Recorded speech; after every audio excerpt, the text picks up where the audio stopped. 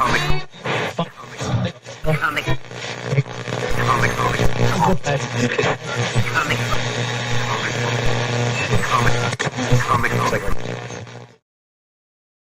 right, what's up, everybody? Hope you guys are doing well. Welcome to Comic Book Radio. This is Hosting the Host, episode 9, and my guest today is Tommy from World at War Comics.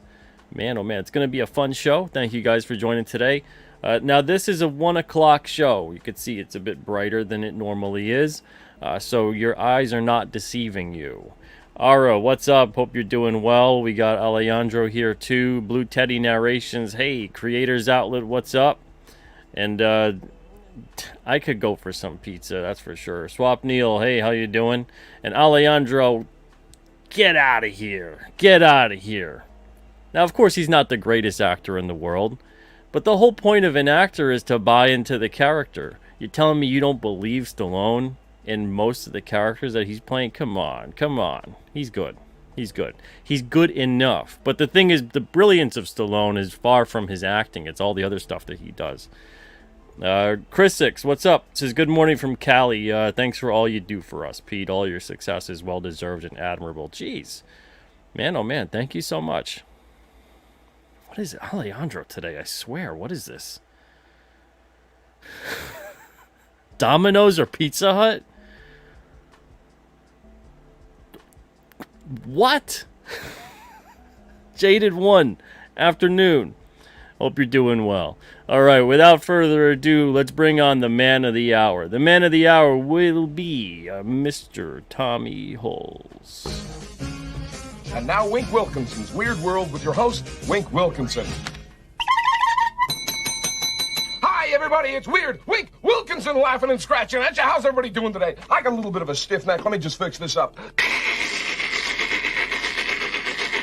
Oh, you got me! Oh, I feel so very weird. How you doing, Tommy? Doing good, Pete. Good to be with you, man. Now, your last name, is it Huls or Huls? Huls, you had it right, my friend. Okay, good. All right. Yeah. Sweet. Thank That's you. what I figured. All right. Yeah. Are you feeling weird today, Tommy? Most days I feel a little weird, my friend. Yeah, I think so. I think that's pretty normal for me. All right. Yeah, good. Yeah, weird is normal. You know, Yeah. it's objective, right? It's objective. For sure. And Alejandro, with this, do you want to answer this question? He goes, I don't know what pizza. It's a pizzeria. There's like a pizzeria every like mile from like everybody. You know, like that's like desperation. Domino's or Pizza Hut is like desperation. I don't even consider it pizza. It's food, sorta. You know, but. Yeah, I'm with you. That's probably not the best options to have for sure. I think you're in the Northeast, man. That's like the center of pizza in the world too. Oh yeah, I mean, quite a few good spots. Even in New Hampshire, there's at least like 5 good spots to get pizza within like 10 miles. Yeah. You know, I grew up on Long Island, so I was blessed. Yeah, being pizza close spoiled, to a lot man. of and then we moved up to Massachusetts, and then Massachusetts, there's a lot of good pizza there too. Boston's North End is great. But it was shocking when we moved up here to New Hampshire. I was like, wow, there's still some pretty good pizza. And now, not all of it, but there's still more than enough options to have some really good pizza. Yeah, what about you? You got a favorite place? Yeah, I mean we have a couple little Italian spots that are pretty good to get pizza, but unfortunately where I live near Palm Springs, there is a lot of Pizza Hut and Domino's and Papa John's and stuff, so I'm not as spoiled. But once you get to LA, there's some really good spots out there. Yeah, that's true. Absolutely. Yeah, man. Wow. And Alejandro says that he's an Italian in the UK and understand his desperation. There's no pizzerias, or at least not very many out by Alejandro. Anybody else in the UK? What's your pizza situation like? I've actually seen some pretty good-looking pizza from a couple people in the UK that I was like, wow, that's legit. Yeah. But I'm assuming if he's close to London, right, there'd probably be some pretty good spots. Yeah. I would think so. But I wonder where he is, because I guess depending where you are, just like anywhere else, it could be a tough situation. Now, This is hosting the host. So I'm having on people for this show who, aside from being comic creators in their own right, making their own stuff, they also have a wonderful show where they have other creators on, and they're gracious enough to have them on. And I'm highlighting people that I enjoyed being on their show. And Tommy's show is one of them. So if you guys have not yet seen his show, if you're not subscribed to his channel, go do that. The link is in the description of the show. And also go check out, of course, World at War Comics, which is what Tommy also works on. And the link is also in the description for that, too. I got to ask you, though, as a creator, what about it appeals to you in terms of bolstering your competition? helping to market and promote for them. Yeah. I think I take it as an all boats rising situation. Indie comics, I feel personally, is where all the great stories are taking place in comics right now. Obviously, behind me, you could see I'm a big DC fan. I love Marvel. I love superhero stories. But I feel like over the last, maybe 5-10 years, some of those stories have gotten a little stale. There's not a whole lot of thinking outside of the box. But you go into indie comics, you could go in all kinds of different directions. There's no rules. You don't have 80 years of canon that you have to follow, and you're getting some amazing stories. So I just feel like the strengthening of the indie community helps all of us, to be quite honest. And I'm also a fan, right? And although I love creating, I had a blast creating my comic, I'm a fan first. And man, I'm always on Kickstarter looking for something different to read. And yeah, I love it. I love meeting other creators too. We have a really close-knit community for the most part. Everyone's super pleasant to work with, and they're always willing to, provide advice if needed. And I don't know, I just love it, man. Indie is where it's at. That's why. Yeah, that's how I feel too. That's why I don't view it necessarily as bolstering my competition, but some people do. Mm-hmm. So I'm glad you took it where I was coming from. And if anything, I find that the reason that there's so many people right now within the indie comic scene, whether it's indie, Comicsgate, it's all the same stuff in terms of indie. But there's a delineation that's occurred, and I'm finding that aside from the whole aspect of, I don't like what a lot of stuff is going on in the mainstream for one reason or the other, I'm finding that something now that's happening that wasn't happening before, which is what's making a lot of indie creators successful now, is not necessarily the competition factor as much as the cooperation factor. So stuff of like what you were talking about in terms of helping each other out, promoting the stuff you like, talking about that as well, not just viewing it as like a, this is my piece of pie, you can't have it, like that kind of a thing. And getting cutthroat about it in terms of you don't want an artist working on someone else's book or whatever it may be. There's a lot of that cooperation with promotion and marketing and spreading the word for each other, and I find that is what's leading to a lot of the success. The competition part of it, I think, and you could probably agree, but feel free to disagree if you do. I think that stems from you see other people and you get inspired. And you're going to naturally compete because that's just how it is as a creative person. If you had the mindset of you see it and you want to destroy what they're doing, then you're not really being creative. You're not really being inspired by anything other than jealousy at that point. And I think we're seeing a lot of that right now in the indie comics movement in general, of people being inspired by each other one way or another. There's so many different ways to do it. And I think we're seeing that. Are you seeing that too? I am. I know I'm pretty inspired. I'm on social media quite a bit, and I've met and been made aware of a lot of different small publishers, and I'm always amazed at what people are producing, and it's inspiring to me, for sure. Some of the marketing techniques that some of these folks are doing are just incredible, and a lot of them are very open to utilizing some of the ideas that they're using to help out the indie scene. So I agree with you, Pete. There's always going to be competition, right? It's, I think, where your heart is at when it comes to the competition, man.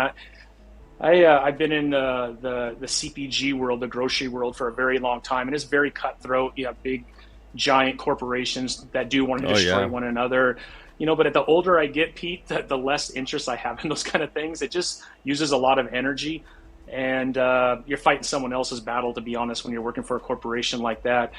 I do this because I enjoy it. I do this because it's fun. I do this because I have a passion for comic books. I've always been a comic fan. I don't want to bring that same element into the comic world that I have in the corporate world. So I keep everything cool, man. I don't care who you are. I don't care what your background is. I don't care what your political beliefs are. If you have a cool comic, man, I'm going to pick it up and I'm going to enjoy it. And I'm going to tell everybody that I do enjoy it. So if people have a problem with that, to each their own, man. I don't care, to be quite honest. I just love comics, man. So I don't know. I buy people that I know are very on the left side of politics. I've bought comics that are people on the very right side of politics, and I like a lot of them. So I don't know what to tell people. Yeah. I mean, that kind of thing, to me, politics is so, specifically is so fleeting. Yeah. Anyway. Yeah, man. Especially if, and we're not going to dive into it today, but especially in the realm of, what we can see, if you're on this side or that side, eventually you give it a little bit of time, all of a sudden you're like, wait a second, like what happened to that? All of a sudden now I'm being pushed and I'm on that side, like things change before your eyes. And you're like, wait a second, no, I've always felt this way about this. And they're like, well, that's not the way that is now. It's so absurd. So it really is something that when you go along those lines, I mean, man, you can pick people apart for every single last thing. Like I could tear Alejandro apart about, the whole pizza situation here.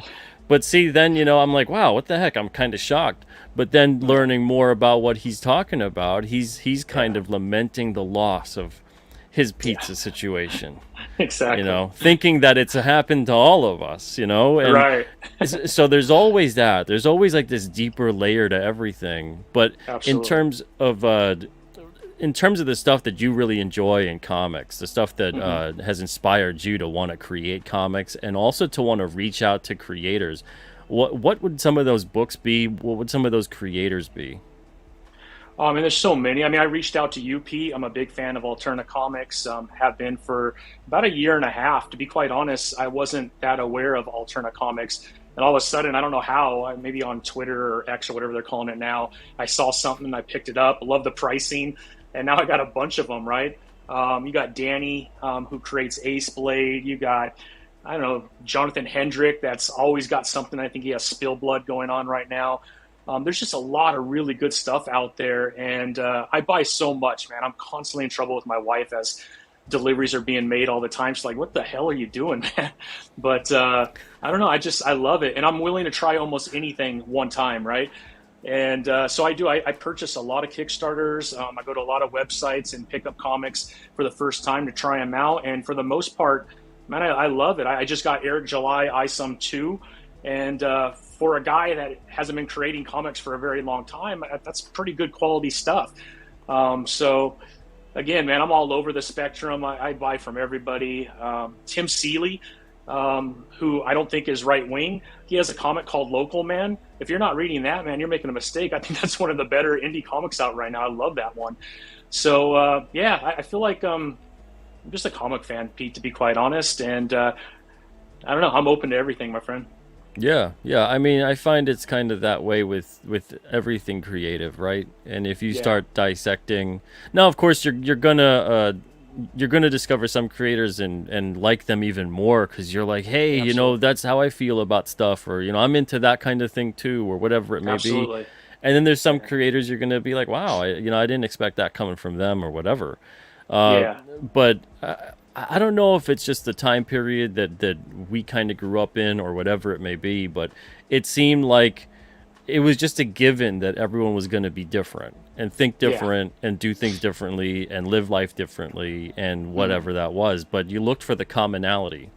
You looked for the stuff that you all had, these shared similarities, and the art, if you appreciated the art they were making, that's instant commonality right there. Absolutely. So and I don't know if it's a thing I've been getting as the older I get, but it's one of those, like, if I really love someone's art and the creative stuff they're putting out, and then I learn that like they have a viewpoint on something that's very different from my viewpoint, it makes me actually interested in looking into what it is about that viewpoint that is fascinating to them or that appeals to them, as opposed to that instant knee-jerk reaction of like, oh my god, how could you feel that way about that kind of a thing, you know? Yeah. And again, I don't know if it's because I'm getting older or whatever it may be, but yeah, it's I think as a storyteller, and again, if you agree. If you don't agree, please feel free to disagree. Sure.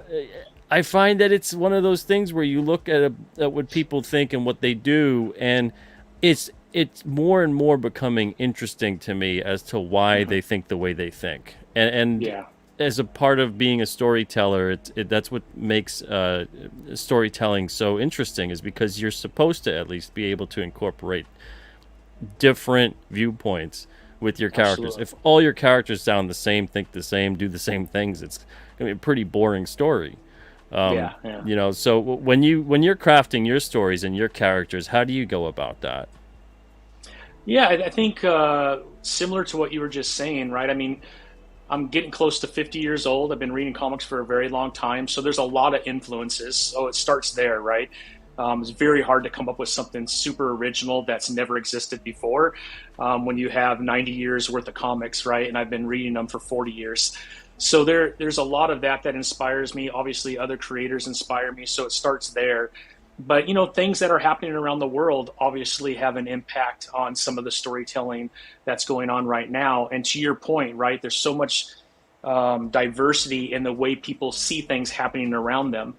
Some people think everything's positive. Some people think everything's negative. I try to find a little bit of both, I hope, in everything that I'm trying to create. But I also see a lot of negative, right? And I always worry when one group has too much power that they're able to wield over others. And that bothers me, right? So my comic Kingsville really is around that, right? It's about corruption. It's about someone gaining power and then building upon that power and utilizing that power for self-gain at the cost of everybody around them. And I feel like that's going on right now in the world in a lot of places, the United States in general. And I don't think that's a political belief. I think it happens on the right. It happens on the left. Oh, yeah. Yeah, you get into power, man. Power, I don't think sees right and left. It's an evil element. We're all susceptible to it.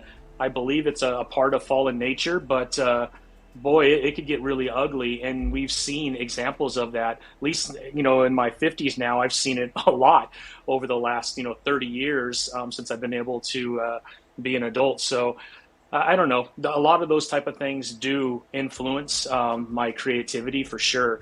And then obviously that spills out to your characters because you want characters that can also relate to some of those things. So yeah, I mean, your surroundings certainly have an impact on that. And I think that's why indie comics is amazing, right? You're reading all these different independent comic creators. And when you get into it, you realize the environment that they grew up in or how they see the world has a huge impact on their creativity. And I'm no different. Yeah, totally. I mean, if anything too, that's part of what you should be incorporating also into your characters. So many people are kind of like, well, the character's doing this because I wrote it to do that, you know? And it's like, well, the reader's going to sense that and it's going to ring hollow, you know? So you got to have all of the stuff they do, and the reader might not know this yet, of course, but you should know it as a creator and why they're doing what they're doing. And they're driven by basically what their life experiences were. One question for you real quick. Swap Neil wants to know, what's your Twitter? It's World at War Comics. Okay, there you go, Swap Neil. Yeah, so just thank you, Swap Neil. No spaces, right? Just no spaces. Yeah. There you go. Yeah. And I guess we'll answer this one. Alejandro wants to know: stuffed crust, deep pan, or thin crust? You're getting me hungry. Today, yeah, I'm starting to get hungry too, man. I'm a deep pan for sure. I like a lot of carbs, so give me a big old thick, like Chicago style.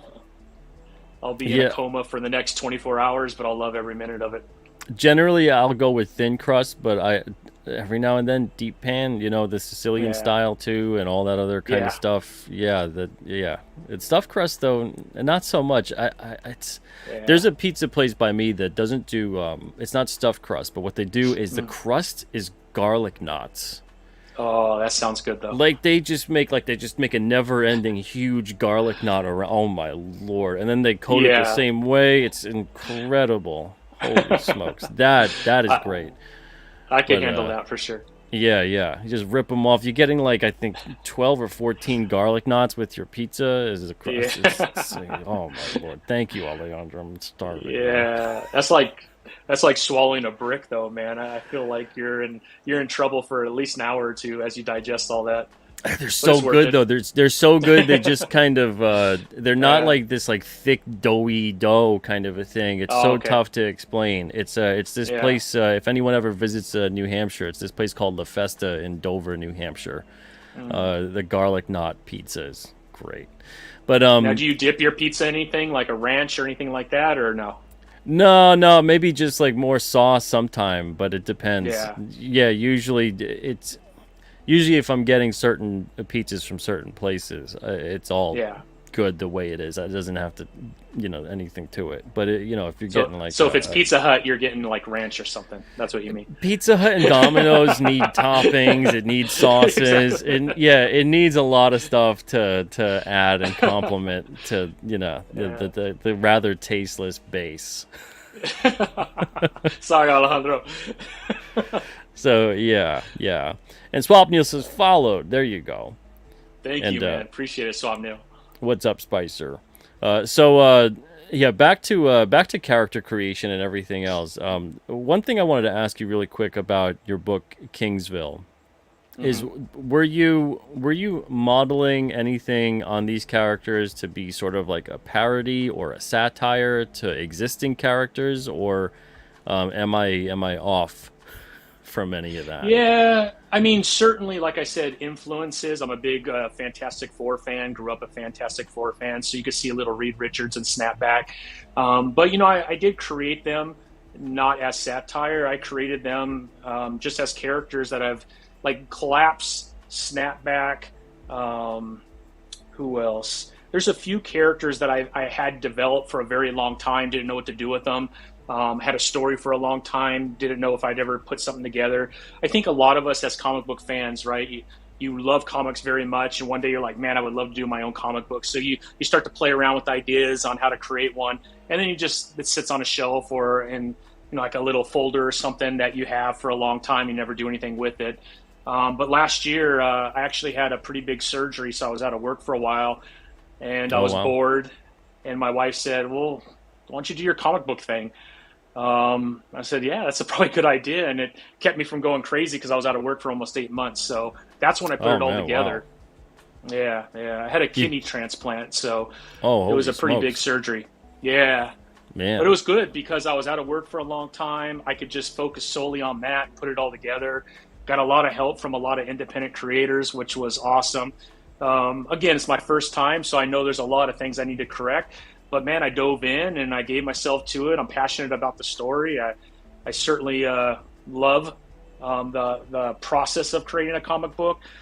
It's way harder than I would have ever imagined. Yeah.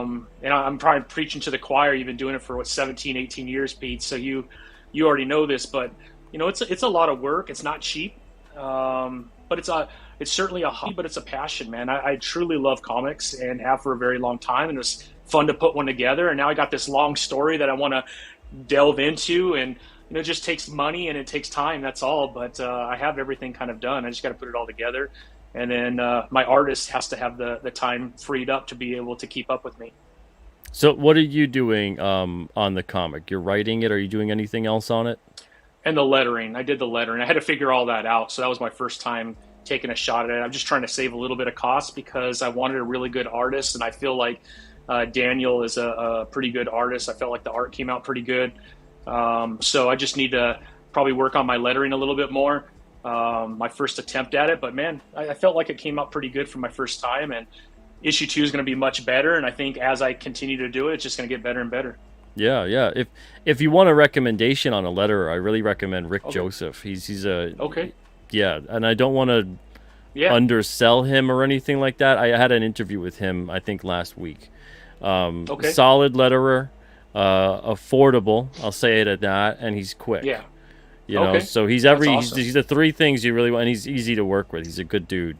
So Awesome. yeah, if you're ever interested in going, you know what, this lettering stuff is for the birds. There's Yeah, a reason why certain people are the letterer, and I'm not one of exactly. them. Yeah. Because that's what I discovered when I was making my comics first Uh-huh. out when I was like 20 or something. I was like, man, this sequential art crap is not for me. Yeah. I don't have the patience for this. I Right, like the right, yeah. writing part. Yeah. Lettering at first, I was trying to like reinvent the wheel like a friggin' idiot, being like, I could make the lettering more interesting, And no, the lettering Yeah. shouldn't be interesting. The lettering should be solid, and it should Yep. be understandable, and it should help with the art and disappear into all of it, Yeah. And Exactly. eventually I gave up that real quick. But knowing your limitations and knowing your Yeah. strengths is what's really going to help Exactly. you to succeed. And I see people all the time out there that like they shouldn't be drawing the comic, and they're Yeah. insisting on drawing the comic.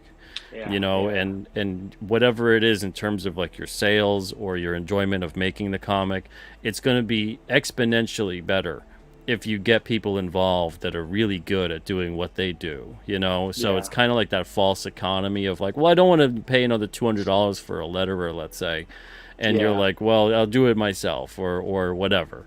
And then you go Yeah. in there and you're like, man, I could have made easily another 200 Yeah. in sales if I just Exactly. spent that.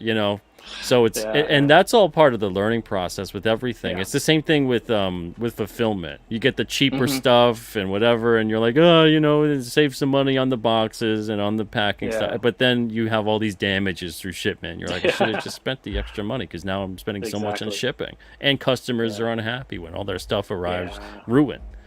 Yeah. Um, Yeah. Now, are you Agree. are you crowdfunding Kingsville? I did crowdfund. I had a successful Kickstarter. Well, let me back up. I did an Indiegogo, and did not do well on that. And again, this is all self-inflicted, right? Just diving into it for the first time. Didn't do a lot of marketing. Was trying to figure it all out. Indiegogo wasn't well. I think I had a couple family members that supported me, but outside of that, didn't do well. So I took a step back. Got a lot of advice from other indie creators. Did a Kickstarter, and that was successful. So that was in, I believe, March, April timeframe. And that helped me complete issue 1 and start issue 2. We'll be doing another Kickstarter in about a month. So I'll start posting quite a bit about the Kickstarter coming up, and that will help me finish issue 2. I'm through about 11 pages with art now. So I'll be looking to try and get some funding to finish issue 2 and start issue 3. That's how I've been kind of doing it. That way I stay kind of moving constantly. Mm. I would love to move a little faster, just because I feel like as a fan, if you do get into the story, you don't want to wait 6 months for the next issue of that story. So I'm trying to move a little faster. I feel like if I could do one a quarter, I think that's pretty good for Oh someone yeah, who's wow, jumping into it. that'd be really good. Okay, I'm glad you said Yeah. that, because I'm hoping that would be good. So, like I said, April is when my first issue came out, and so I'm hoping September, October is when issue 2 will come out, and then December, January, issue 3 would come out. That's kind of my goal. So Wow, we'll man. see. Well, yeah, Yeah, I wish you the best of luck with that. If you can maintain a quarterly schedule with your releases, that'd be incredible. yeah, Yeah, yeah. man, good for I you. agree. Yeah, Yeah, I fingers think crossed. Fingers crossed. for an independent creator, I think that's kind of the sweet spot. If you could do like 4 to 5 issues a year, Hmm. man, that's great. Uh, Yeah. I do want to recommend when you get to a certain point, even try to Hmm. go back on Indiegogo, or if you want, venture Yeah. out to like Fund My Comic, and Hmm. maybe even put the books on all 3 platforms and hit them all Okay. up. Because there's so many people now that are wanting to fund on certain sites depending on where their accounts are already set up or what they're Yeah. accustomed to, because especially if Yeah. someone's established in a certain place, they like to look at Hmm. everything. So like we'll sell on Alterna, but we also put it on Indiegogo because there's so many of our backers that are just like, all my stuff is in one place, I just want to stay there. Yeah. Nothing against the site or anything like that. But Yeah. yeah, Yeah. That's good branch out advice. and check it out. Especially, yeah, anybody that's starting out too. I definitely recommend giving a shot at all of them, and then see where it works around like issue 3 or 4, and then you can go, Hmm. okay, most of my audience is over here, but maybe you start Yeah. crafting an audience on all 3, Yeah. and that's a great situation. That's a good problem to have. Oh, I got so Yeah. many backers on all 3 platforms. Yeah. If I could say that at the end of the year, I'll be in good shape, Pete. Yeah, yeah, and that'd be That'd be great. awesome. And I think with your book too, I think you're going to find that you're going to grow that readership more and more as those issues come out, because you hit up on a good point where there's a lot of people that are maybe you put one issue out a year, let's say, that's a long time to wait. But if you're putting out a quarterly schedule, it's kind of like you're promoting, you're making, you're shipping, and then all of a sudden, like, you're promoting, you're making, you're shipping. So it's one of those, like, it feels active. It feels like you're constantly getting stuff out. And then someone sees, like, oh, wait, this dude's got 4 or 5 issues out already. I got to jump in on this. So keep it up, man. Seriously. Appreciate it. I definitely, that's the goal, man. That's the goal. Yeah. Let's see. Swapnil wants to know, do you ask or let your artist do a ton of sketches before moving forward? How do you critique? Yeah, so there is a lot of back and forth. As you know, right, there's the writing side of comic and then there's the art side of comic. And to tell the story, both, there's this dance that has to happen with the artist in order for that story to come through for the reader.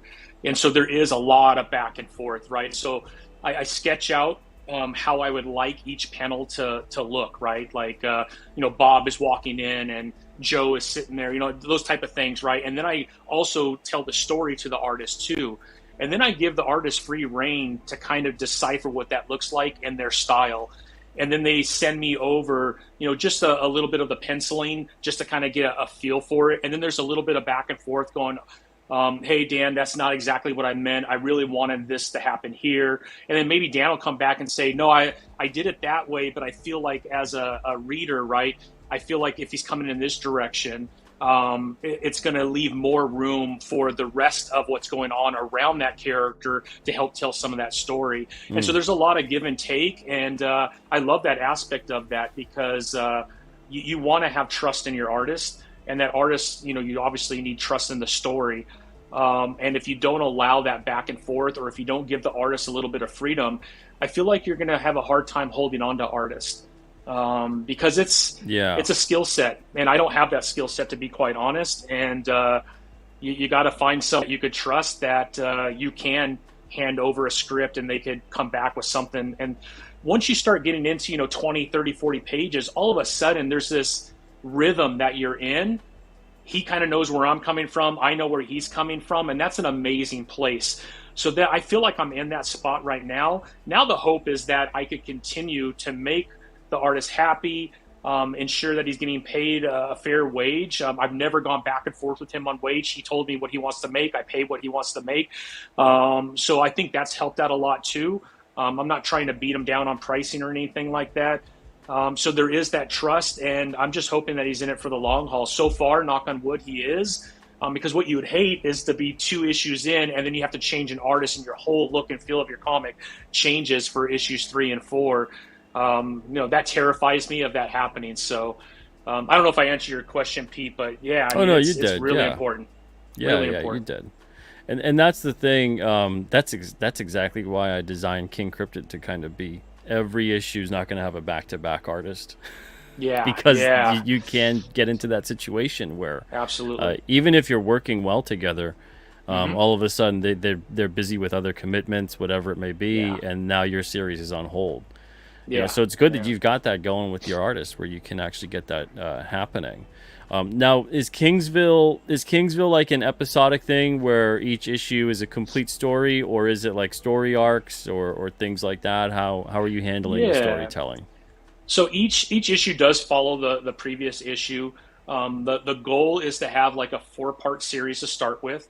So there'll be one story contained within those 4 issues. And then as I go into issue 5 and on, there'll be another story arc. So that was kind of the goal. I wanted to do that as my first entrance into creating a comic book, just to make sure that I could have a solid story and then get a feel whether that story is being received or not. I didn't want to have this ongoing series and then I get to issue 4 and no one's reading it. I'm like, I probably should have done like a 4-part series to start off. So that's kind of how I've done it. I do want it to continue, but I know my limitations. I know I need a lot of growth. And that's one of the reasons why I wanted to do a podcast where I'm interviewing other creators. There's obviously to help strengthen the indie scene, but there's a selfishness in being able to see someone who's accomplished that and to be able to get a lot of their feedback, a lot of their style of working, because I'm going to incorporate a lot of that. I know what my limits are, and I certainly am open to feedback. I've gotten a lot of feedback from issue 1, and you'll see a lot of those changes take place in issue 2 where it makes sense. So Yeah, it's a good way to learn from people mm-hmm. without having it be a one-sided thing.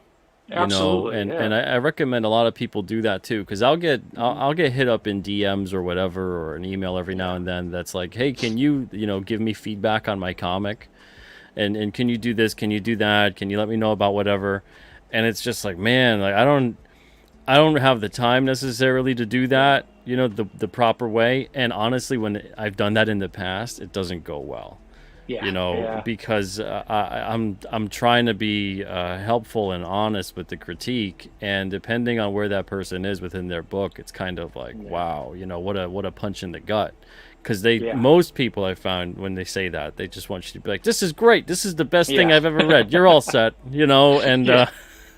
That doesn't help anybody. That doesn't help yeah, yeah. anybody. Yeah. And so I've tried to, like a fool, I've tried to help people in the past, and it hasn't gone down too great.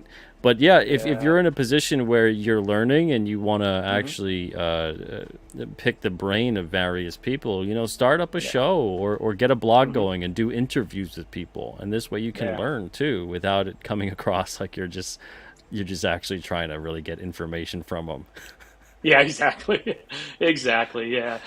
So yeah, I agree. I'm very fortunate to be in I live in a small town, but we have a local comic book shop, and the owner, his name is Ambrose, and he's been doing comics for a very long time. He does more like cartoon style comics for like Oh yeah. newspapers, that type of thing. But he's been in the industry for a very long time. So, and he's brutally honest with me. I mean, it hurts sometimes, right? But that's exactly what I need. And because he's been in the industry a long time, he knows a lot of other creators that work for the big two, and a lot of independent creators. And so through him, I've been able to meet a lot of great people, and that's been a huge help. So, like you said, Pete, you got to be open to feedback if you really want to get better, and it will hurt, right? Because I think all of us, right, we create something that becomes your baby. No Yeah, one no wants someone no to say, pain, no "Man, gain. your baby's ugly." No one wants to hear that, right? Oh my So, lord, yeah. yeah, yeah. I mean, that's like the worst thing you could ever do, right? But sometimes you need to be told that, right? Because it's not that great. It's not as good as you think you have done. So, That's true. Yeah, yeah, and yeah, especially too when you're starting off, man, you want to get feedback from everybody. I mean, you always absolutely. kind of are looking for feedback from everybody, but the older that you get, the more you've been doing it, whatever it may be, you start Yeah, really looking for feedback more from the audience. At least I think you yeah, should. That's where I look for my absolutely. feedback a lot of the time. So if what you're 100%. doing isn't gelling, it's not resonating with who it's for, you Yeah, got to listen to that, because otherwise, whew, yeah, it's going to get ugly quick. But absolutely. yeah, when you're just starting out, man, you're learning. Be about learning. Yeah, Be a sponge. Absorb everything. Take it in. absolutely. Yeah, and there's a lot of attitudes out there. I find that they're, I mean, even people that bring stuff to me sometime in submissions, and I'll give back a critique. And I used to do that, Yeah, now I don't. But yeah, they'd be like, "Well, who are you to give me a critique on this?" And I'm like, "Well, if you think you know everything already, I mean, why are you approaching me?" yeah. you know, I'm the publisher that you just submitted your project to. like, Like, I'll start there. I'm the publisher that you submitted to. yeah, it's like I didn't call you up during dinner, and just was like, Exactly. I found your comic on the street. Who do you think you are making this comic this way? And Yeah, they get so yeah, weird. But yeah, yeah, man, that's hilarious. You got to tell them their baby's ugly. yeah. You got to do it, man. And you know what? It hurts at the beginning, but if you could create something that the public eventually loves, right? You got to look back on that experience and have some appreciation for that, because that's the catapult that probably allowed you to break through. Yeah, yeah, I agree. And wow, Yeah. we're 40 minutes into this. I'm just gonna go commercial free today. We'll just do that. We'll do a commercial free hour. I didn't 40 minutes. Holy smokes! I don't know how I the hell didn't we got realize here that so either. fast. Swap Neil, good question. Says, what's your favorite genre? And this is for both of us. I'll let you Yeah. go first. Yeah, I mean, I grew up superhero, so superheroes for sure. But I love horror too. I mean, I don't know if you're familiar with Colin Bunn, Oh yeah, the yeah. comic creator. Man, he's got some really good stuff going on right now. But yeah, I love horror too, a little thriller. But yeah, superheroes has always been my thing, to be honest. Very nice. Yeah, superheroes. As far as comics go, uh, I guess even within the superhero genre, I'm probably Yeah, more drawn to like mystery, suspense, that yeah, kind of a thing. And even within that, there's always elements that have a bit of horror and sci-fi to it. So yeah, it's yeah, it's it's super difficult for me to nail down a specific genre.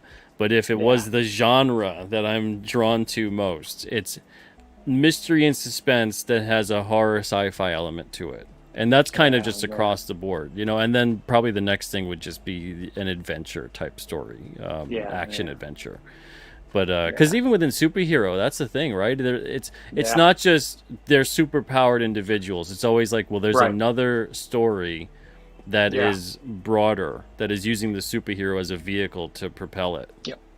Absolutely. I mean, I have a character Collapse that I'll be doing a one shot on because his story is very unique. The way he grew up, the issues that he has mentally, all these unstable issues about him. There's a reason for that. And to your point, right? He has these superpowers, which makes him kind of superhuman. But there's so many other elements to him. So I agree. It's hard to pick one thing and say that's my thing because I think I'm inspired by a lot of different genres that I incorporate into the storytelling for sure. Now, in terms of because this is a conversation I've noticed over the years where people go, "What kind of comics you like?" and Hmm. superhero will be an answer, right? But if I Yep. say, "What kind of movies do you like?" you give me Yeah. generally a different kind of answer. So, what kind of movies are Sure. you drawn to generally? I mean, I'm a big sci-fi guy. So as far as writing and reading, I do like that superhero action. But like you said, to unpack that, there's a lot of other things that are incorporated in that. But growing up, I've been a big Green Lantern fan for most of my life. So I love Green Lantern. I love The Expanse, the series, which is Hmm. sci-fi. I think that's one of the better sci-fi's out there. So I'm really drawn to sci-fi. I like a little bit of manga as well. I don't know if you've seen Blame on, I think it's on Netflix now, but that's an amazing manga, No, which is no. a sci-fi, incredible, absolutely incredible. I encourage anybody. It's a movie, so it's not a series, but the art is incredible, the storyline's incredible. So yeah, to answer your question, I mean, sci-fi is big. I love action. John Wick. Yeah, watching Yeah. some guy do ridiculous things as he's killing 50,000 people and he's being shot 40 times. I love that kind of stuff. That's the you know what, that's something too that I was disappointed in with that Logan movie. Yeah. I know some people really like that movie, but I would have more appreciated like a complete standalone Logan type movie, Hmm. and there are no ties. Everyone involved in Yeah. the X-Men is dead Yeah. because like Professor X is already pretty old, and I was like, Yeah. you're aging him up how much? If I'm supposed to think that maybe 10 to 20 years have passed that Yeah. level of it, I'm like, I don't buy that this much has changed and that Wolverine has aged that much in 10 to 20 Yeah. years. You're gonna have to give me Yeah. like another 100 years for me to believe that Wolverine now looks like 50 to 60 years old. Exactly. He doesn't age, Yeah, right? yeah, he ages very slowly. Like you Yeah. can't have this dude like helping out in like the Civil War, Yeah. and then but those 10 to 20, those were some rough years. Yeah. So Well, that would have been Professor X really is like great. 130, right? He would have to be, yeah. Yeah. Holy smokes! And they've never Yeah. established that he ages in a decelerated rate. So Right. I would have loved to see like something with him outside of that time frame that would have been Yeah. closer to like that feel. Yeah. And I know they had like the separate Wolverine movies, but I just don't really. Yeah. I would love to see that whole thing with like Frank Miller used to have Wolverine, and you have all the arrows in him and everything, and the Yeah. shurikens and whatever, and see that Yeah. shot on screen of him taking on That like was a whole awesome. clan of ninjas, that kind of thing. Yeah. Oh, that would be cool. That is awesome. Um, Yeah. I agree. Yeah, Aloise says, "What's some good mystery, horror, and sci-fi stories you guys would recommend?" Uh, we touched a little bit upon it, but we could go into that further. So, where would you like to start? Should we go into, I guess, sci-fi? That's something we both were having in common. I'm Yeah. guessing. I'm guessing, Aloise, you mean comics? I'm just gonna go with that, unless you Yeah. specify further in a comment. I'm just gonna start with comics. Mm-hmm. So for you, a sci-fi comic, what do you think would be a good recommend? Well, I mean, right now I'm very excited because Jeremy Adams is on Green Lantern, and Green Lantern has been really tough to read for a while.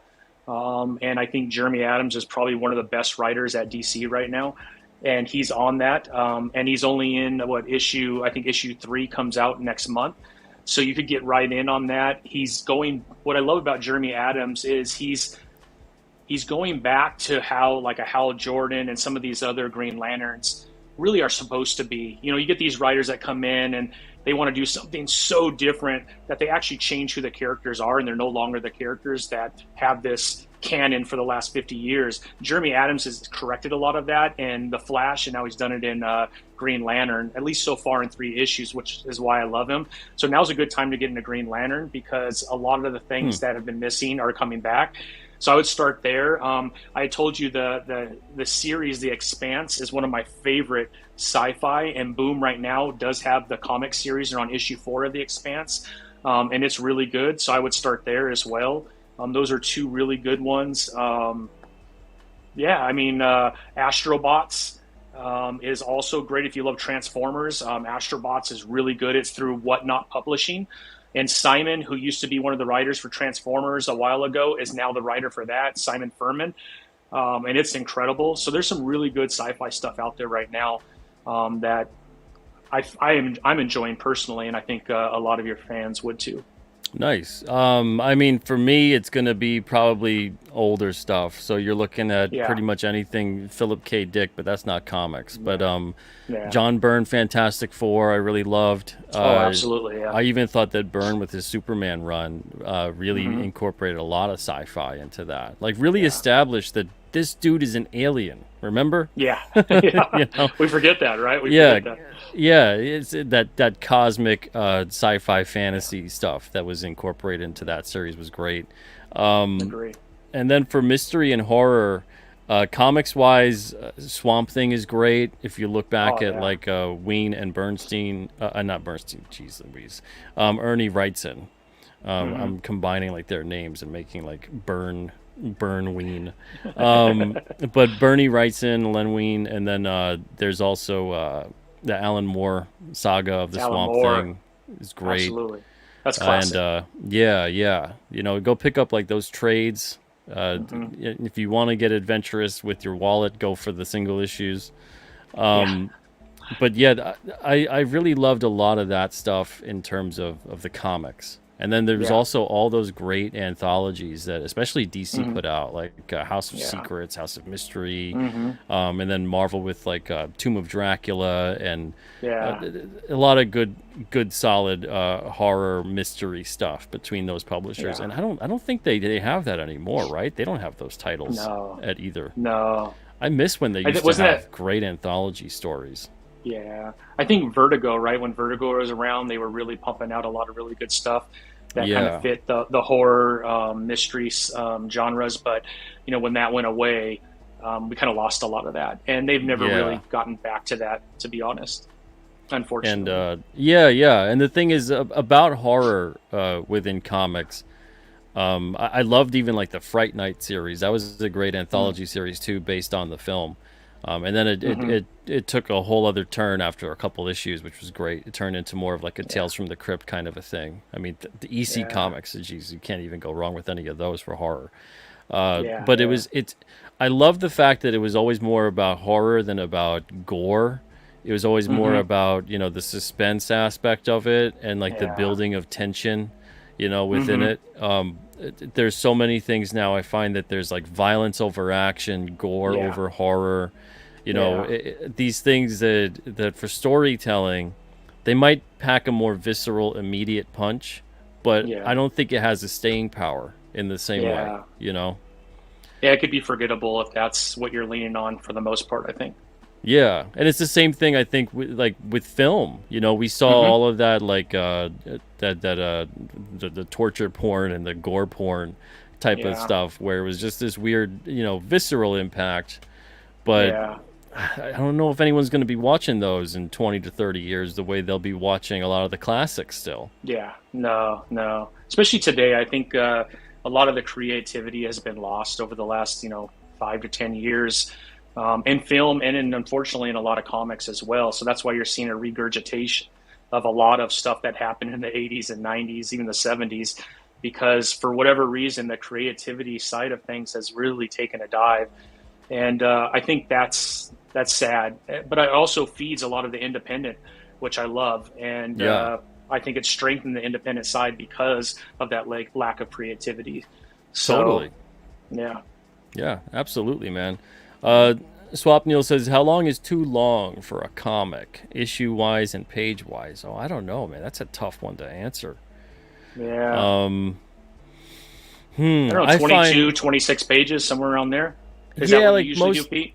That's what I usually do. Sometimes even 20, and make them just an action-packed 20 pages. There's people there that have read like a 20-page King Cryptid story, and they're like, I can't believe this was 20 pages. Like, you cram so much in without it feeling overwhelming. Yeah, and I think it's because we're seeing a lot of that decompressed storytelling, where you read a book in like 2 minutes. And you're like, that was like 20-something pages? Yeah. I think there was 10, word balloons in the whole book. Yeah. Those poor artists out there that have to really do the heavy lifting nowadays. Yeah. I would say, honestly, a comic has overstayed its welcome once it feels like the story is just meandering and really there's nothing progressing. Because I've read comics that are like the graphic novels, 200 pages. And you're like, this was perfect. This was it's a huge story. Yeah. And then there's comics that are like 24 pages, and you're like, when is this going to end? Nothing happens. Exactly. I'm a big Spawn fan, and I love Todd McFarlane. I love Spawn. But there was a time period of about 150 issues where I kind of had that feeling like we were putting out a lot of issues, but not a lot was being done. And I think, to your point, right, if you don't have a good story that can handle that amount of issues, there should probably be an ending somewhere.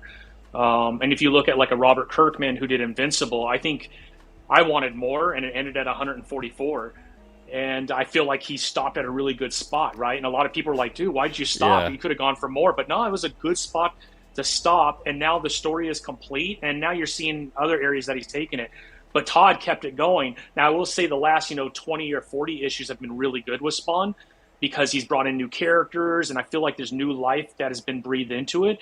But there was a long time where you're just like, you're buying it for covers, right? Because the cover art is so amazing. Or maybe Greg Capullo has done something amazing in there, but the story is not good. So, I agree with you. It's tough. It depends on how good of a writer you are, I think, to be able to continue it. But I think short and sweet is really good. You could always come back with another series down the road if there's demand for it. But at least you could tell a really good, concise story and get some excitement around that. Yeah, if you didn't set up your story to revolve around character creation and setting change, then, man, that story is doomed. So if it's pretty much always in the same spot with always just the same characters, holy smokes, how many things are you going to do? So that's when you kind of have like that movie feel. It's a plot driven thing, very close knit, tight set type of thing. Yeah. But in terms of the expansiveness of it, man, you got to be a writer that's going to come up with characters and places. And if you can't do that, you got to think about it. Travis says over 300 issues is too long, in my opinion. I think for most people it is, only because of kind of what we just touched upon. Because most people are going to kind of have certain characters and that's it, and then whatever happens, the well runs dry, or they didn't know how to take it in a certain place, and then that'll cut off the legs of it. But I think if Todd had done what he's doing now, if he'd done that like 10 years ago, it would really, I can't imagine where it would be at right now. Because he'd have all these characters in different places to play in and everything else, But he obviously must have seen that and went, why don't I just do what they all used to do? Which is exactly. Every issue was, there's a time frame for decades where every issue was practically a new character in comics, to square off against the main character. or to help the Yeah. main character, you know, and you Right. built Yeah. that world. Yeah. Exactly. Exactly. Yeah.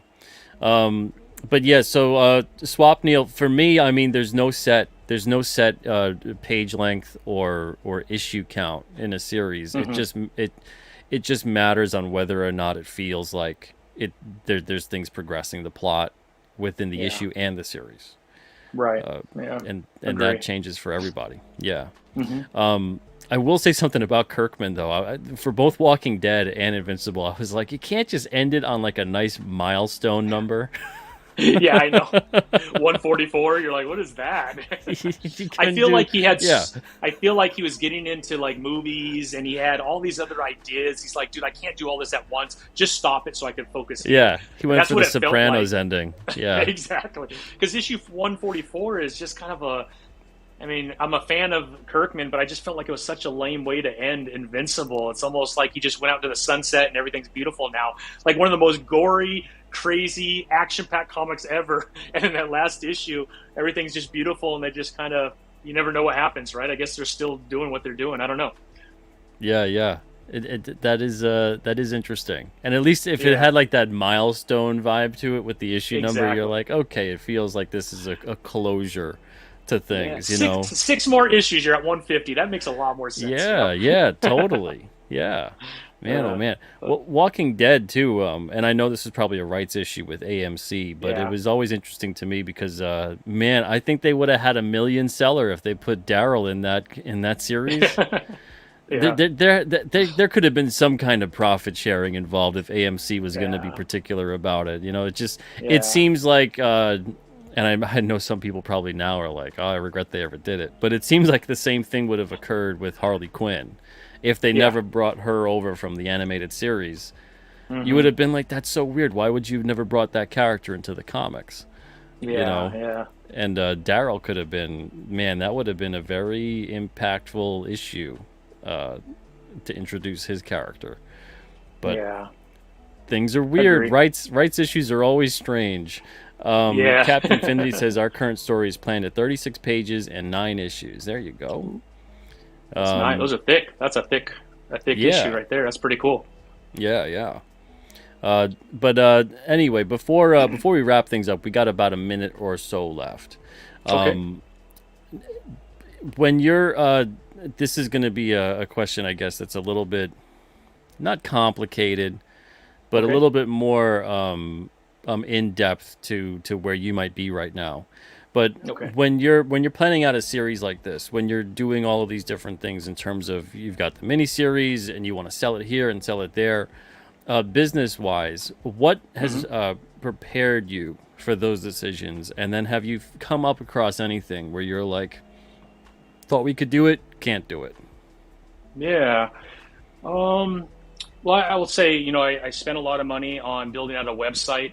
I thought I would sell a lot more comics off of our own website. To be honest, I sell 10 times more off a TikTok shop than I do my own website. So I felt like, man, maybe I didn't need to go so hard on the website, but I did want to have a solidifying foundation that I am here for the long term. So I felt like the website was really important.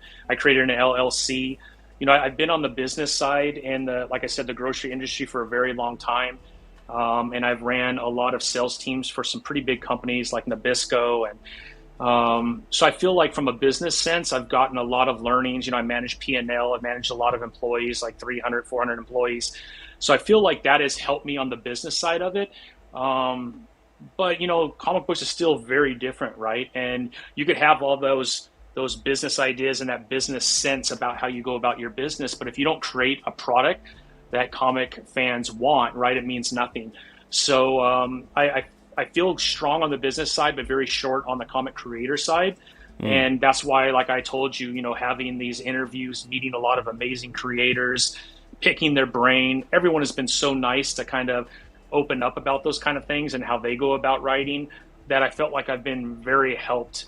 You know what I mean? I have an expertise over here that has nothing to do with what I'm trying to do over here, right? And here is part-time because I still need to continue this because I got another, 16 years that I have to work before I can retire. So just the balancing act of everything. But yeah, I feel like on the business side, I've done okay, but it's really just connecting with comic fans and making sure that I'm creating something that they really love. And so far, I feel like it's been pretty good. Since April, I've sold close to 300 issues. I think that's not bad for my first time around. That's pretty good, man. Yeah, I'll take congrats. it. I'll take it. Yeah, I'll take it. So, Yeah. but yeah, I mean, before this, I was writing for Forbes magazine. You could go to my LinkedIn and you could see some of the articles that I've written. And that actually has made writing comics a little bit more difficult because that's very objective. You're using fact-based, results to tell the story that you want to tell, whether it's about leadership or management or something like that, or managing a P&L. And you come over here, right? If your comic reads like that, you're going to put a lot of people to sleep and you won't get through an issue successfully, right? So a lot of things I have to try and divorce myself for, so that way I can get more into character development. I can ensure that every character has its own voice in the way that they go about things. And that's been more of a learning part on my side that I think will continue as I move forward in comic book creating. Yeah. Now, I'd be remiss to not ask this follow-up question, and sure. feel free to shoot it down. Feel free to say, no Pete, I can't talk about that, or beyond my expertise. Now, you mentioned working in the grocery industry. Yep. I don't know to what capacity you're working in. You don't have to tell me that. You don't have to tell me who you work for or anything like that. But the likelihood of getting comic books back into grocery stores and places like that, do you think that that's a possibility? Do you think that that's an angle that should be pursued? Do you think that there's something that's stopping it? What are your thoughts on that? So it's a twofold answer. I think grocery stores, it's not going to happen. They have really gone away from a lot of that, to be quite honest, because shelf space is so expensive to maintain. And unfortunately, magazines have died over the last 10 years. And a lot of that space has already been removed, and they brought in mainly like larger snacking aisles. In the food industry, right, the snacking aisle has the highest velocities in a grocery chain. So they've wanted to expand that, because when you buy a bag of Lay's, right, you're not going to take a month to eat that bag. It might last a few days, especially if you have a family, you have kids, it might last a day. And you'll go right back at the store the next time buying another bag of Lay's. So they want to give more space to those higher velocity type items. And unfortunately, magazines, right, you might pick one up and read it while you're checking out, but you're going to put it back down and you're going to leave, because everything's at your fingertips on your cell phone now. And that has really hurt the availability for like comic books. Now, where I think there's an opportunity is in larger retails like Target, Walmart, Barnes and Noble. I think those areas, there is an opening to do more around those things. And if you go into a Walmart now, depending on the region, because every region's different, there's a lot of different regions in Walmart, you'll find comic books. A lot of times it'll be like that 5-pack for $5 or something like that. And it's usually Marvel or DC. But I've seen like Chuck Dixon. I've seen some of his stuff in there before, in single issues. So there is a possibility to do that. They do have that book section, and they do have a magazine section that they've maintained, but they also have 100,000, 150,000 square feet to play with, whereas a grocery store might have 20 or 30,000. So I feel like if you're going to go in that angle, you should really work on the retailers like Target, Walmart, and Barnes and Noble. I wouldn't waste my time on grocery chains. I think that's a tougher sell, to be quite honest. All right, good. I'm glad that you said that, because that's something I've been saying for a while in terms of that space. Also, note to self, snack-sized edible comic books. There you go. Yeah. Like ash cans, right? Yeah, on rice paper, right, with edible ink. There you go. And then you can read it and there then you eat go. it. Yeah. Read it and eat it. Oh, I like that. We better trademark that. Exactly. Exactly. What I loved too when I was a kid, I don't know if you remember them, but I think Drake's did it. Hostess did it. I'm pretty sure too. But Drake's definitely. They had like these small little 4x6 mini comics. Marvel had them with the different things, and you collect. I still have like 4 of them or something. Cool. And I thought that was awesome, and they were pretty solid. They were really good art and stories for a free comic and a Drake's cake or something, It would be great to see these companies do stuff like that again, and get back to that, to expand upon the comic book reading audience, because I think they've put too much emphasis on finding a new audience. Number one, doing really bad by castigating the old audience. Yeah, exactly. That's been a bad move. But then number two, thinking that the way to expand upon that sales footprint and your audience is to just create characters that you think they'll relate to because they are superficially similar. That's not the key to that. The key to that is everything that they did before that they don't do now, which was getting them in front of more people, getting them in different places, utilizing those corporate ties that you can only do at that level, and getting those comics into those different kinds of products and in front of different people. You don't need to change the formula. You don't like McDonald's doesn't change the Big Mac because they're putting it in a new neighborhood, another McDonald's store, Right. It's Starbucks, all of that same thing. Yeah, they put their product, but they're like, oh, how do we sell to more people in this area? Well, duh, you just sell in that area. You start offering it. It's not about changing the formula to expand upon the audience. And I think the main comic industry, man, oh man, they've done that so wrong and so poorly. It's been mishandled so badly. It really but has. yeah, it's interesting to hear you say that, and I'm glad that you said that about the grocery store stuff, because it is a lot of the grocery store industry, and now we're seeing the book retail market turn this way too, has become this kind of pay for the space, pay to play. Absolutely. It's planogrammed out, and they pay for that spot, and if you're not putting that stuff in that spot that they're paying for, man, is there hell to pay? Is that kind of a Absolutely. thing? Absolutely. There's so much that goes into that, and that's where I don't think we're going to see comics enter into that space, especially because of the way that the distribution is set up, and they don't want to necessarily play with that either. And so that's even something that I noticed when we were at Newsstand. What you're saying too with like Target and all those other kinds of stores, absolutely. Like we had good success before they went under. It was immediately before they went under with Toys R Us. Putting comics right at the register. We put them in the top 200 Toys R Us stores are all ages comics. So it's like 4 or 5 comics. And those did well right at the register. You can get eyes on them. And then we still have customers to this day that found comics at Toys R Us when we had them back in 2017. That's cool. Yeah. So, that was helpful. But any other kind of spot was not helpful. It had to be right at the register. But yeah, there definitely is opportunities that are not being met for comics to get out there and in front of people. And I don't think we're gonna see a return to convenience stores and grocery stores and things like that. As great as that would be, I think it's more likely, I think, to possibly work with someone like a Trader Joe's or something like that to get a spinner rack in there than it would be to get it inside of a huge grocery store chain. Agree. And also, I feel like it would have to almost be a graphic novel as opposed to single issues. Yeah. And I only say that because so many comic book collectors, right, they do enjoy reading the comic book, but they also want it to be in pristine condition when they're done reading it, because they want to put it in their short box and save it for, either their children, or maybe it's going to be worth something. And I don't know about you, but growing up, right, we had a liquor store that had a spinner rack, and I loved to go there to buy a comic. But at that time, no one thought they were going to get rich off of comics. We bought it, we rolled it up, put it in our pocket, went home, and we read it, right? That's not happening now, man. If there's even a little crease on that thing, no one's buying it. It'll sit in a grocery store because so many people are more aware of the potential worth of something that they just want. Like, everyone's a collector now. There are nobody that just read comics and give them away.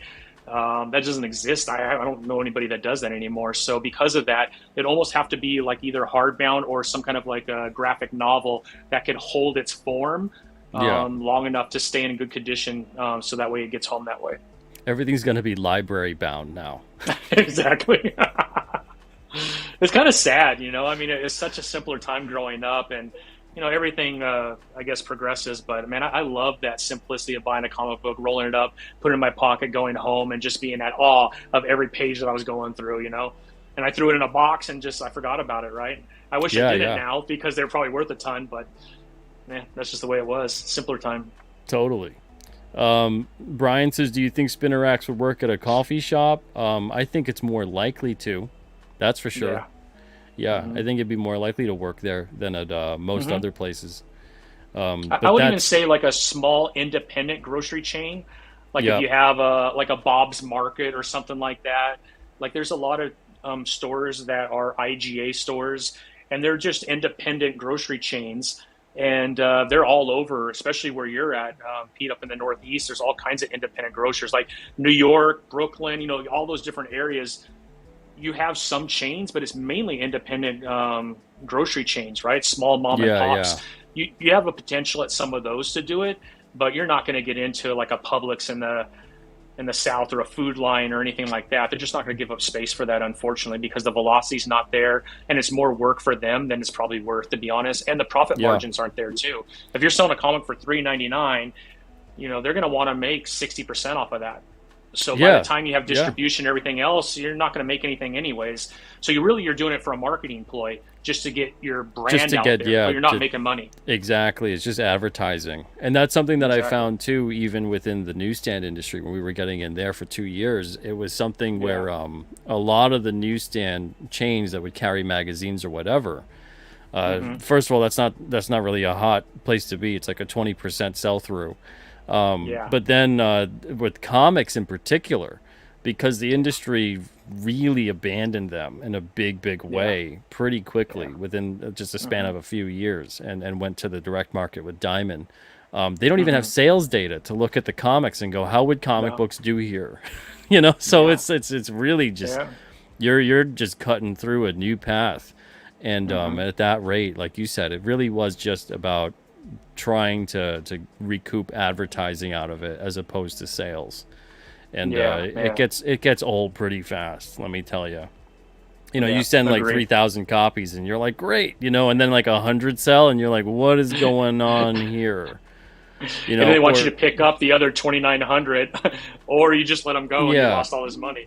or what's even worse is that we had an agreement with our distributor that it would be a 3-month sell period, and then Hmm. whatever was left after the 3 months was considered sold, right? So I'd be seeing like 3,000 shipped out, and then like 1,200 sold, or have not been returned the first month, Hmm. and it would dwindle, dwindle, dwindle, and then by the third month, I'm like, oh, cool, so like 900 have sold out of the 3,000. That's better than the industry standard of a 20% sell through.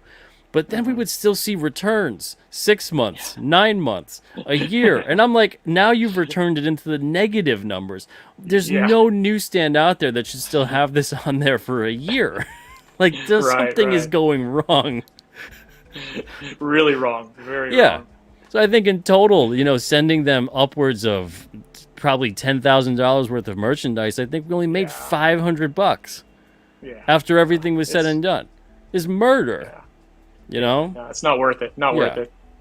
And even when we left, they wouldn't respond to me for 2 months. I was like, you know what? Just not shipping you anything anymore. Consider it a done Exactly. deal. Yeah. Just a very, very weird, shady side of that business, because there's Really specialty, so. there's specialty magazine periodical Hmm. distributors to get into the various places. Hmm.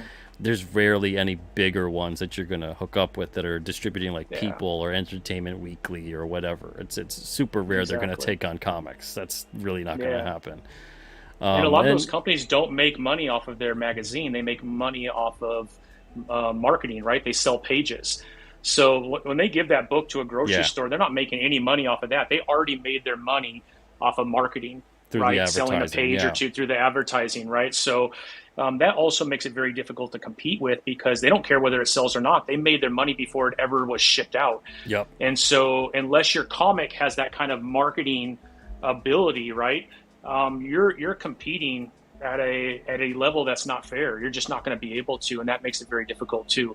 And I also think exactly, the newsstand has been replaced by Kickstarter, Indiegogo, Fund My 100%, Comic. That's the new newsstand, to be quite honest. yep. And people aren't going to a newsstand to find a comic. They're going to those three places for the most part, or their local comic book store, which are dwindling down too. So that even puts more strength in the Kickstarter, Indiegogo, and Fund My Comic. Yeah, absolutely. I couldn't say it better myself. I mean, I've said it before, but you said it so Hmm. much better. But yeah, man, great conversation today. Thank you for the extra 15 minutes or so. Yeah, And there's Rick absolutely. Joseph too in the chat. Rick, I gave him a recommendation, so hopefully Yeah. you guys can work out something. Lettering extraordinaire right here, Rick Joseph. Yeah. Yeah. Ollie's is the best place to buy comics. Oh man, geez, I wish we have one maybe an hour and a half from here. I gotta go one of these Really. days and just check it Oh, it's out. incredible. I Like hear we too don't have many any on crazy the West stories. Coast. We have none on the West Coast because they're all kind of, central east. But my parents live in Kentucky, and every time I go there, man, my first spot is always Ollie's because you could find graphic novels that are normally $30 and they're being sold for $5. I don't know how they do it, but it's incredible. Tells you a lot about the industry too. Sad. It's sad, It's man. oof, It's a tough time. oof, It's a tough yeah. time. Totally. Everybody, thank you guys so much for being with us today. I'm sorry I couldn't get to some of the questions, but I do have to jet. I've squared every possible last second out of the day today that I could afford. Yeah. I'd squeeze some more, but I'll just have to have Tommy on again in the future. Is all. We'll have to do a technical comic book radio show. This was There you hosting go. the hosts, and I'll have to just have you on sometime in September or October for a comic book Love radio. that. Would love that. Thank you for the opportunity, Pete. Yeah, no problem, man. Again, this is a hosting the host episode. So Tommy also has people on his own channel. If you don't know what that channel is, the link is in the description of the show. Go subscribe right now. I've been on there. A bunch of alternate creators have been on there, among other people too. Great show, a lot of fun. As you can see, Tommy's a good dude and really loves comics. It comes through. And just easy to talk to, which is everything that you can ask for when you're going to be on someone's channel. Because I tell you, I've been on a lot of channels, and sometimes it's tough. Yeah. I'm always grateful and thankful, but sometimes I walk away and I'm like, "Whoo boy!" But Tommy does a great job. Always a fun time on his channel, and I recommend going there, looking at all the interviews that he's got up as well. And if you're a creator, contact him, let him know. Yeah. And Absolutely. hopefully he digs what you're doing and you guys can connect. Everybody take it easy. Have a wonderful day. Tommy, thank you again. And I hope you have a wonderful day too, man. All the best. Likewise. Thank you. Appreciate it. Everybody take it easy. See you guys tomorrow night. I'll have Aldous on the Farm will be on the show tomorrow night at 9 Nice. o'clock Eastern. And Sunday, fingers crossed that their schedule or his schedule isn't too crazy. I'm going to have Neon from Clownfish will be on Sunday Nice. night. So everybody take it easy. Have a wonderful day. And I'm getting back to work. Tommy, thank you again, brother. Thank you. Appreciate it.